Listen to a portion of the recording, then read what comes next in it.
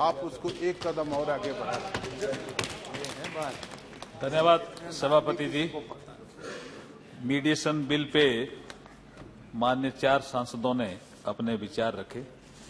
सुभाष जी भेड़िया जी ने शुरुआत की, फिर एन रेड्डप्पा वाईएसआरसीपी जी ने अपनी बात रखी, मलूक नागर साहब ने भी गांव और गरीब का लाभ इस बिल से कैसे होगा इस पर अपना विचार रखा, और वीरेंद्र सिंह जी मस्त ने ये कहा कि गांव में मुकदमों की जो भरमार है उसमें कमी कैसे आएगी। इस तरह के कुछ सुझाव चर्चा के दौरान आए हैं। मैंने पहले भी जैसे आपको कहा कि हमारे भारत में बहुत पुराने समय से भारतीय इतिहास में ऐसे प्रसंग आते हैं कि मध्यस्थता का एक माध्यम होता था। जैसे मैं रामायण काल की बात करूं तो अंगद भी मध्यस्थता के लिए लंका गए थे और शांति प्रस्ताव भी रखा था, किंतु रावण नहीं माना तो विनाश को प्राप्त हुआ। तो मध्यस्थता ऐसा नहीं है कि कोई हमारे लिए नया कंसेप्ट है। जब हम वेस्टर्न वर्ल्ड में जाते हैं तो वो समझते हैं mediation law is very important, तो हम समझते हैं भी मीडिएशन लॉ तो हमारे भारत में, हमारी रगों में, खून में है। महाभारत काल में अगर हम बात करें, श्री कृष्ण भी शांति प्रस्ताव लेकर ही तो गए थे, वो ही वॉज ए मीडिएटर है। खाली 5 गांव का एक वो सुई की नोक जितना ही नहीं देंगे तो फिर महाभारत का झगड़ा हुआ। तो मीडिएशन और मीडिएटर हमारे भारतीय ज्ञान परंपरा में भी, हमारे भारतीय सभ्यता संस्कृति में रची बसी है। हम उसको पढ़ते हैं, पढ़ाते हैं, लेकिन मीडिएशन बिल लाने के लिए किसी ने ऐसा प्रयास नहीं किया जितना नरेंद्र मोदी जी ने किया, क्योंकि वो गांवों की समस्या का समाधान करना चाहते हैं, गरीब की समस्या का भी समाधान करना चाहते हैं। कभी कभी हम मीडिएशन के माध्यम से विपक्ष को समझाते हैं कि भाई ऐसा कर लो, ये मान भी जाते हैं, फिर ये मध्यस्थता से गायब हो जाते हैं। इसलिए मध्यस्थता जीवन का सार भी है, और इसलिए प्रधानमंत्री मोदी जी ने सोचा कि ये जो कालखंड है ये महत्वपूर्ण कालखंड है। और आजादी के अमृत महोत्सव के दौरान हमने विश्लेषण किया कि ये देश कैसे चला, कहां तक चला, इसका विश्लेषण करना हमारा काम है। लेकिन 2047 तक ये विकसित भारत बने, इसके लिए क्या क्या कदम उठाना है, क्या क्या रोड मैप हमारा होना चाहिए, मीडिएशन भी उसी का ही रोड मैप का ही हिस्सा है, क्योंकि भारत को विकसित भारत बनाना है। हमारे संविधान की प्रस्तावना में, जिसका जिक्र वीरेंद्र सिंह जी मस्त कर रहे थे, संविधान की प्रस्तावना में भी हमने लिखा, हमारे संविधान निर्माताओं ने, बाबा साहब भीमराव अंबेडकर जी ने और अन्य सभी संविधान, चाहे सच्चिदानंद जी रहे होंगे, चाहे राजेंद्र प्रसाद जी रहे होंगे, सामाजिक, आर्थिक, राजनीतिक न्याय। फिर ये इतने मुकदमे क्यों, न्याय कैसे जल्दी सुलभ हो, ये विषय भारतीय ज्ञान की परंपरा के अनुसार प्रस्तावना में डाल दिया कि हमें आगे आने वाले समय में सामाजिक, आर्थिक, राजनीतिक न्याय की ओर बढ़ना होगा। जब मैं मुकदमों की बात कर रहा हूं, जैसे कई माननीय सदस्य ने कहा बहुत पेंडिंग मुकदमे हो गए, अगर मैं डेटा दूं तो करीब सुप्रीम कोर्ट में 69,766 करीब 70,000 मुकदमे पेंडिंग है, सुप्रीम कोर्ट ओनली। अगर मैं हाई कोर्ट्स की बात करूं, जो विभिन्न हाई कोर्ट्स है हमारे देश में, उसमें 60,63,000 मुकदमे पेंडिंग है। अगर मैं 60 लाख और 63,000, और अगर मैं डिस्ट्रिक्ट एंड सबऑर्डिनेट कोर्ट की बात करूं तो 4,43,00,000 मुकदमे पेंडिंग है। तो ये मुकदमों की भरमार, कैसे हम इसको कम करें, ये हमारी सरकार की प्राथमिकता है। तो एडीआर इसका एक माध्यम है, अल्टरनेट डिस्प्यूट रिजोल्यूशन मैकेनिज्म। उसमें आर्बिट्रेशन भी आता है, मीडिएशन भी आता है और कंसिलिएशन भी आता है। तो आज मैं आपके समक्ष मीडिएशन का बिल लेकर के आया हूं, जिसके माध्यम से भी ये जो लंबित मुकदमे हैं उसकी भरमार भी कम होगी, और आने वाले समय में जब इसको लीगल बैकग्राउंड मिलेगा, लीगल उसको बैकबोन मिलेगा, तो लोग मीडिएशन की ओर आकर्षित होंगे। तो हमें मीडिएटर भी चाहिए। अभी वीरेंद्र सिंह जी ने कहा कि कौन इसका करेगा, ऐसा नहीं है कि हमारे देश में अभी काम कोई हो नहीं रहा है, लेकिन ये गति बहुत धीमी है। देखिए, मैं अगर इसके इतिहास में जाऊं, जिसका जिक्र कर रहे थे हमारे सुभाष जी भेड़िया साहब, आरसी लाहौटी, ये कमेटी बनी थी और 2005 में एक पायलट प्रोजेक्ट भी शुरू हुआ, लेकिन कुछ आगे तेजी से नहीं बढ़ पाए। उसके बाद एक सुप्रीम कोर्ट में mediation and conciliation project committee भी आई, फिर भी कोई विशेष, उन्होंने फिर एक पत्र लिखा सरकार को। उसके बाद मोदी जी के पीरियड में एक बिल हमने बनाया और बिल हमने राज्यसभा में इंट्रोड्यूस किया। जब बिल राज्यसभा में इंट्रोड्यूस किया तो वहां विषय आया कि बहुत इंपॉर्टेंट बिल है, इसको कमेटी में जाना चाहिए, तो हमने कमेटी में भेज दिया। कमेटी में माननीय सदस्य, जिसका मलूक नागर साहब जिक्र कर रहे थे, उस हाउस के जो सुशील मोदी जी हैं, वो कमेटी के चेयरमैन थे, आप सदस्य रहे। कमेटी ने बहुत विस्तृत इसमें अपने सुझाव दिए, करीब 52 सुझाव कमेटी ने दिए। मैं कमेटी के चेयरमैन और सभी सदस्यों को इस अवसर पर बधाई भी देता हूं कि बहुत ही अच्छे सुझाव उन्होंने दिए हैं। हमने नागर साहब 27 सुझाव को छोड़ करके बाकी सब सुझाव या तो आपके मान लिए हैं, नहीं तो ऑफिशियल अमेंडमेंट लेकर के आए हैं। इसको बहुत अच्छा बिल बनाने का हमने प्रयास किया है।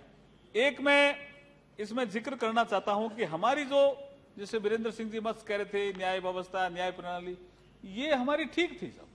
जब ब्रिटिशर्स आए उन्होंने इसको समाप्त किया और वो आईपीसी, सीआरपीसी जैसे इन्होंने कहा एक स्टेटस सिंबल, ये मुकदमा लड़ रहा है, ये बड़ा आदमी होगा, ऐसे स्टेटस सिंबल्स के माध्यम से जब एडवर्सियल लिटिगेशन शुरू हुआ तो हमारी ये मध्यस्थता प्रणाली, जो पुरातन प्रणाली थी, ये समाप्त हो गई और लोग मुकदमों की ओर बढ़ गए। छोटे छोटे विवाद, नाली का विवाद भी कोर्ट तक जा रहा है, भाई भाई भी लड़ रहे हैं, गन्ना तोड़ने का विवाद भी बहुत आगे तक जा रहा है।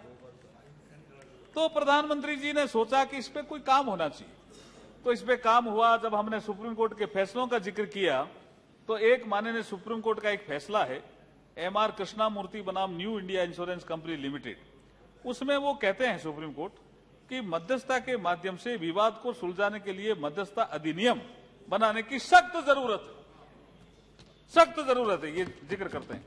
फिर के श्रीनिवासन राव बनाम डीए दीपा, उसमें भी वो कहते हैं सुप्रीम कोर्ट, जिसका हमारे पूर्व हमारे MOS law and justice Baghel साहब कह रहे थे, वो सुप्रीम कोर्ट इसी का कह रहा है, वैवाहिक विवादों का 10%, 15% फीसदी मध्यस्थता केंद्रों के माध्यम से निपटारा हो तो जाता है।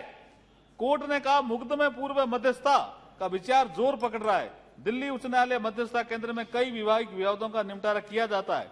मुकदमे पूर्व मध्यस्थता में इन केंद्रों की सफलता दर अच्छी है और सुझाव दिया कि यदि मध्यस्थता केंद्र प्री लिटिगेशन डेस्क क्लिनिक स्थापित करें और पर्याप्त प्रचार प्रसार करें तो वैवाहिक विवादों का निपटारा जल्दी किया जा सकता है। सुप्रीम कोर्ट भी बोला है। इसका मतलब परिवार में विवाद है, लोग शादी करते हैं हैप्पीनेस के लिए और शादी के बाद हैप्पी नहीं रहते। इसका कारण ढूंढना पड़ेगा संजय जी, समाज को ढूंढना पड़ेगा। तो हैप्पीनेस के लिए तो शादी करता है, फिर शादी के बाद हैप्पी क्यों नहीं रहता है? नहीं रहते हैं जी, क्या नहीं, भारतीय परंपरा है रहने की। तो मैं आपके माध्यम से एक बताना चाहता हूं कि अब तक जो गति थी वो बहुत स्पीड धीमी थी। प्रधानमंत्री नरेंद्र मोदी जी के कालखंड की सबसे बड़ी उपलब्धि यह है कि ऐसा नहीं था योजनाएं नहीं थी, योजनाएं थी, उसकी उन्होंने स्पीड बढ़ाई और स्केल बढ़ाया।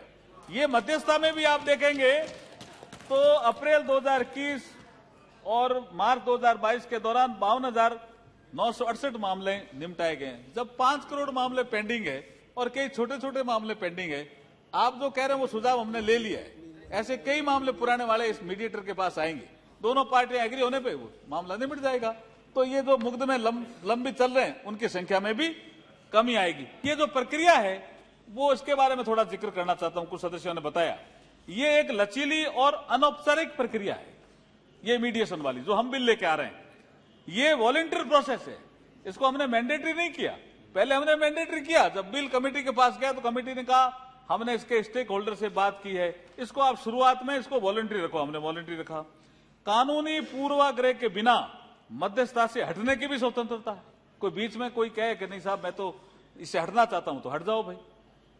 बातचीत में सीधा जुड़ाव है।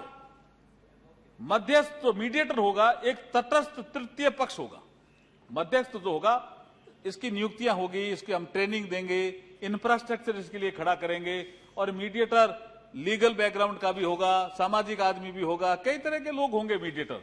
तो ये बहुत बड़ा एक उपक्रम बनने वाला है और फिर कम लागत और न्यायिक मुकदमों में कम करने में इसमें मदद मिलेगी। यह विधेयक मध्यस्थता को एक समयबद्ध प्रक्रिया में बनाता है, जिसका सुभाष बेड़िया जी जिक्र कर रहे थे। 180 हमने उसको 120 और 60 कर दिया और समय कम कर दिया। अभी कम समय में निपटारा करो आप, और धन की भी बचत होगी, ये हमारे बिल में भी कहा गया है। विवाद समाधान कार्रवाई के दौरान और उसके बाद पार्टियां द्वारा अपने रिश्तों को भी जारी रखने की संभावना बढ़ जाती है। भाई भाई लड़ रहे हैं, पति पत्नी लड़ रहे हैं, जो पति पत्नी जिसका संजय सेठ जिक्र कर रहे थे, जो महत्वपूर्ण समय होता है वो लड़ाई में बीत जाता है, वो नहीं बीतेगा। आप इस बिल के आने के बाद नहीं बीतेगा। धन्यवाद देंगे ना। और कई बार फर्जी केस भी गड़बड़ होता है और सास ससुर ननंद पता नहीं किस किस को डाल देते हैं, सब परेशान। इसके बाद बहुत पूरा पैकेज ये कह रहे हैं, उसके बाद इससे बहुत आसानी हो जाएगी और ये जो परिवार के झगड़े हैं उसमें भी बहुत तेजी से कमी आएगी। परिवार जो टूट रहे हैं वो उसमें भी परिवार अब नहीं टूटेंगे इस मीडिएशन बिल के बाद। इसमें एक हमने जोड़ने वाला प्रकम दे दिया, परिवार जुड़े टूटे नहीं, इसका ही बिल है ये। गोपनीय, अच्छा कुछ लोग कह रहे हैं साहब इसका क्या, लोग कहेंगे ये क्या कह रहा है, ये पक्ष क्या कह रहा है। इसकी हम गोपनीयता बना के रखेंगे, किसी दूसरे को नहीं बताएंगे। ये गोपनीयता का विषय भी रखा है। ऑनलाइन भी हमने दे दिया, ऑनलाइन मीडिएशन। तो कोई बैठा कोई कहा मैं तो नहीं जाता मीडिएशन के बाद, अपना प्रपोजल दो मीडिएटर के पास, उधर से भी वो प्रपोजल मांगेगा, उस पक्ष से ये प्रपोजल आया। और ऐसा नहीं है कि ये खाली परिवार के और जमीन के और इन झगड़ों को ही सुलझाएगा। परिवार में जमीन झगड़ों को तो सुलझाएगा ही, पति पत्नी के मध्य विवाद है उनमें भी मध्यस्थता करेगा ये मीडिएशन बिल। लेकिन कॉमर्शियल विवाद भी मध्यस्थता के माध्यम से सुलझाएगा। जैसे मैं कोई रॉ मटेरियल बनाता हूं, मैंने किसी को सप्लाई कर दिया, एक दो बार तो पेमेंट किया और थोड़े दिनों बाद पेमेंट नहीं दिया, वो गया कॉमर्शियल कोर्ट में। ऐसे आपके पास भी मामले बहुत आते होंगे ना कि साहब मैंने रॉ मटेरियल सप्लाई किया और ये आदमी जो है मेरा पैसा ही नहीं दे रहा है। ये सब मीडिएशन बिल के माध्यम से इन मामलों का निस्तारण होगा। तो मैं समझता हूं ये बहुत ही अच्छा मूव है ये मीडिएशन बिल, और ये पास करना है, बहुत बढ़िया है ना। तो मैं एक लाइन तो बोलूंगा। आपने जिक्र किया कि यूएन सिंगापुर कन्वेंशन का, you have mention Singapore convention.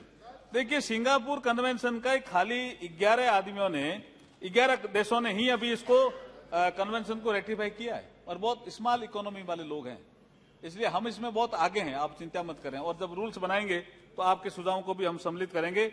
मैं सभापति महोदय आपसे अनुरोध करता हूं कि जैसे प्रधानमंत्री जी ने कहा, यही समय है, सही समय है, भारत का अनमोल समय है, यही समय है, सही समय है, भारत का अनमोल समय है। इस अमृतकाल में ये मीडिएशन बिल पास कराइए। भारत चिंतन मंथन के माध्यम से विकसित राष्ट्र बनेगा और इस सदन के द्वारा जो अमृत निकलेगा वो भारत को विकसित राष्ट्र बनाने में मददगार साबित होगा। बहुत बहुत धन्यवाद। Shri PP Chaudhary ji, do you have any clarification? Just one clarification sir. बहुत ये सर जो हैं ये भारत सरकार का मंत्री जी, प्रधानमंत्री मोदी जी के नेतृत्व में बहुत अच्छा मूव है ये मीडिएशन लॉ, और ये इससे बहुत लिटिगेशन कोर्ट में कम होगा। लेकिन मैं एक और मैं बताना चाहूंगा कि उसको आप स्ट्रेंथन करने का, प्री लिटिगेशन मीडिएशन जो है, एक तो लिटिगेशन के बाद मीडिएशन है और प्री लिटिगेशन मीडिएशन को मेरा रिक्वेस्ट है आप उसको स्ट्रेंथन करिए, जिससे 75% केसेस जो हैं वो कोर्ट में आएंगे ही नहीं, और इसको और भी ज्यादा स्ट्रेंथन करिए, मेरी ये रिक्वेस्ट है। पीपी चौधरी साहब, इसमें प्रावधान है already. Thank you. Question is that motion for